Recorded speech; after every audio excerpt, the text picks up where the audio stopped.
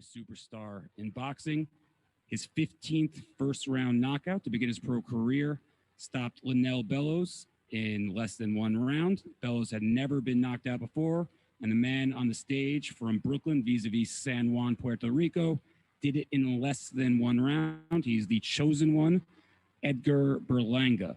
Now, everybody on the Zoom chat, we have a humongous turnout here. Please use the raise hand button on the Zoom chat in order to ask a question, and I will get to as many as I can. Teofimo Lopez is getting stitched up right now, and we hope that he will be joining us shortly after we conclude with Edgar Berlanga. So everybody, please raise hand button on the Zoom chat, and I've got a couple reporters here as well, so we will get going right away. Thank you very much.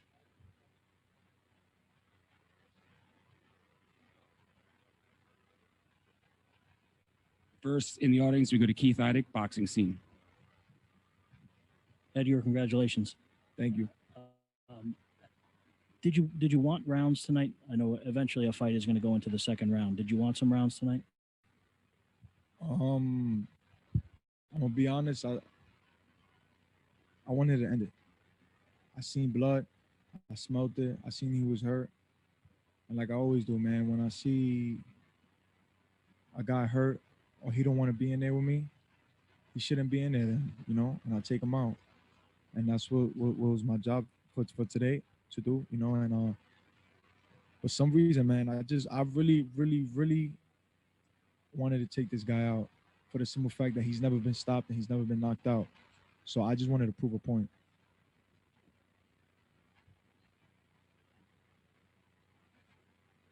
And next we go to another member of the audience, Mike Coppinger from The Athletic. Mike, go ahead. Hey, Edgar, congratulations on keeping the streak alive. My question for you is, how important was it to you to get another first-round knockout and keep the hype going? It's pretty dope, you know, but like I said, man, I wanted to end this fight. I seen blood in the first round with the first jab I threw. I split the guy's eye open, you know, and I seen blood. I smelt it, man, and it was time to kill for me. Thank you, Mike. And next we go to our first Zoom question of the evening from Adriana Jimenez. Adriana, you should be unmuted. Please go ahead when ready. Edgar, congratulations. This was supposed to be your toughest challenge yet, and yet you passed it with ease once again. You know, what's your take? How can you put into words your performance tonight? I think it was like a B. You know, I feel like I smelled blood. I was supposed to follow a game plan that me and my coach had, you know, and I was supposed to throw a certain combination that I didn't follow because I smelled blood. You know, I'm not too happy with the performance, but I'm happy that we got the win, and I'm back in December, so, you know, I'm happy with that. If I can ask another question, or are we? One more, Adriana. Okay. I know you have a friendship with Teofimo, making history tonight. Can you tell me what that victory means to you, and how did you see that fight? I'm excited. I told his sister, I said, damn, I forgot about my victory, you know, because I'm excited. You know, I've been with him this whole week. You know, we've been eating breakfast together, lunch, dinner. You know, we just been talking, chopping it up, man. And, you know, he was ready. I know he was ready mentally, physically. And I'm excited, man. He's 23 years old. He's from New York like me. And, you know, we taking over. Thank you very much, Adriana. And our next question comes from J.R. Bell. J.R., you should be unmuted. Please go ahead when ready, sir. All right, Edgar, you had your 15th knockout first round. You were excited. You went on the ropes, but Coach Rozier said, give me push-ups once again. So what was that mistake that he told you that made you have push-ups once again after that fight? I was supposed to throw a jab, step over and shoot a right hook and a left uppercut. And as you can see, I didn't do none of that. So, you know, he was screaming it out to do it because it was there. But, man, I just smelled blood. Like I said, you know, I seen the guy was cut. I seen he was hurt. I seen he didn't want to be in there with me. You know, the look of his eyes, man, I seen fear. And when I see that, it's like, for me, it's like attack. And next up, we got another question from the audience, Sam Gordon from the Las Vegas Review-Journal. Sam, please go ahead. Congratulations on the victory, Edgar. After the fight, after your victory, you get up on the top rope. You let everybody know I'm a monster. Who was that directed at? And where did that emotion come from? And was that towards the media? Was that towards everybody in boxing? Was that to the rest of the division? Just who was that directed at? It was to just everybody in boxing. You know, I didn't mean it in a bad way. You know, it was just, you know, adrenaline rush. You know, I felt like people thought, oh, this is the guy who's gonna take him rounds. You know, and I know I proved them wrong. You know, I'm 15-0 now with 15 knockouts all in the first round, and I stopped a guy that has never been knocked out or never been stopped. You know, and it's a big win for me tonight, man. And you know, we're looking forward to the next one. Thank you, Sam. And next we go to another Zoom question. Ben Baby, ESPN.com. You should be unmuted. Please go ahead. Hey, Edgar, obviously this looked like it was designed to be a showcase event for you, especially on the Prime ESPN platform. But, you know, Bellows was winless in 4 of his last 6. You've won 15 by first-round KO. Would you like to see stiffer competition sooner rather than later to kind of show how good you are and really get a true test of what your skills are in the ring? Yeah, you know, eventually we're going to get there. You know, like I said, like I always say, Rome wasn't built in a day. You know, it's a stepping stone with me. I'm not rushing. You know, I'm young. I'm 23 years old. I'm a young superstar, man. I got the world in front of me. I got Puerto Rico behind me.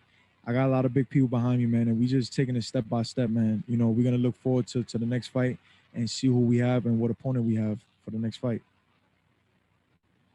Thank you very much. And our next question comes from Sean Zattel from FightHype.com. Sean, please go ahead. Hey, Edgar, congrats again, man. You know, we're seeing the power, obviously, and the speed in these first-round knockouts, but what are some of the things you think we haven't been able to see that we can see in your arsenal in the future? Well, you're definitely going to see beautiful boxing skills, you know. During camp, man, I'm boxing 12 rounds, you know, working on my skill, working on my craft. You know, a lot of the media, a lot of the people, the boxing world only see the first round. They only see the power, but there's more to me, a lot more. And I'm ready to really shock people when that day comes, because when they see the boxing skills and they see me using that beautiful jab and the leg movement and the head movement and not getting touched, they're going to know it's real. You have a chance to catch up with Fat Joe yet? Yeah, I spoke as soon as I went to the back. I FaceTimed him, and he was home with his family. He was going crazy, man. He put it up on his Instagram, on his page, but he's going berserk, man. He's like, "There's no one like you," you know. But I'm happy to have a guy like him behind me and supporting me, man. And you know, obviously he co-signed me too, so we going up. Thanks, Edgar. And thank you. Oh, thank you, Sean. Sorry for interrupting. Next, we go to Hans Themistode. I hope I pronounced that correct. Hans, please go ahead. Hey, what's going on? Yeah, you pronounced it right. Appreciate it. So yeah, Edgar, I just wanted to really know, you know, talking to a lot of people, they kind of just want to know what's next for you.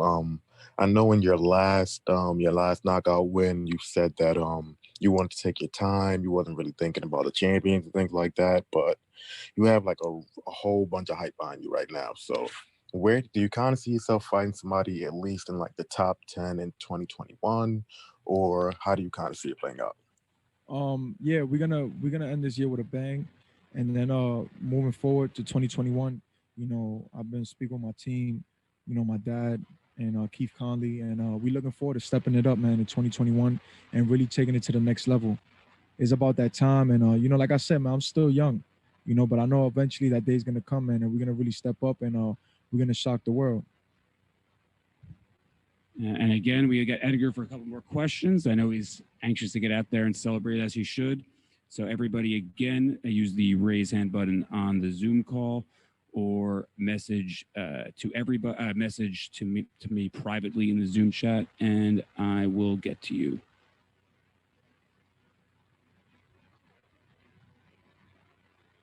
And next we go to Danny Thompson. Danny, please go ahead when ready.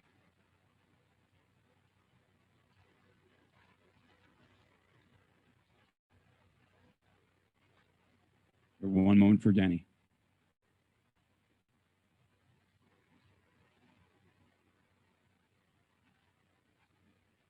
Danny, go ahead.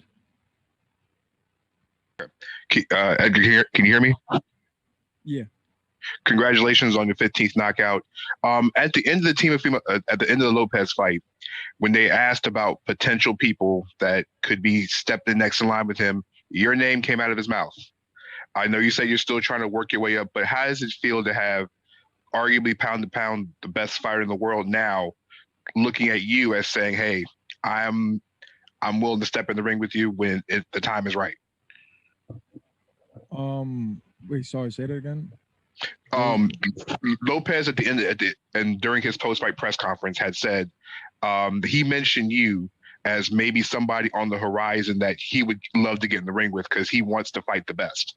How does it feel to have someone like Teofimo Lopez say, hey, this guy is going to be something special?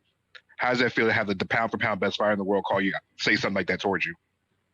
I mean, I can't step in the ring with him. You know, he fights at 135. I fight at super middleweight. But, you know, I can't answer that question because we're different weight classes. But, you know, I'm happy for my brother, man. He's from Brooklyn. You know, he's representing New York, man. And he just made history tonight. Well, thank you everybody for joining us for part one of our. Actually, we got one more, Edgar. One more from Gail Falkenthal. Gail, you're unmuted. Please go ahead, and then we will let Edgar go. Thank you, Gail. Thank you very much, Edgar. I'm going to expand on that previous question a little bit. Teofimo made a point of saying that he also named Shakur Stevenson, Jose Ramirez are part of a new wave, a new generation of boxers. Interestingly, all of you are Americans. Do you think there is a wave of talent? There's something coming together for a group of fighters like you that are going to become the faces of boxing here in the next few years? Of course, 100%. You know, I spent the whole week with Teo. You know, we have the same nutritionist team, and man, we just been chopping it up. You know, we just been talking about the future, man, and how, you know, we're the face of boxing. You know, it's a new generation coming in, and we're young, and we're hungry. You know, this era, I feel like we taking more of a leap of faith. You know, my brother just made a big statement tonight. You know, he's 23 years old with only 15 fights, and he's the undisputed world champ at only 23 years old. You know, so I feel like is a beautiful thing, man. You know, there's new faces for boxing, and is there going to be a lot of superstars coming out? Thank you, everybody, so much for joining us here. Teofimo Lopez will be joining us in a second. And that will wrap it up for part one of our post-fight press conference. Edgar, thank you so much for joining us today. Thank you. Congratulations, sir. Thank you.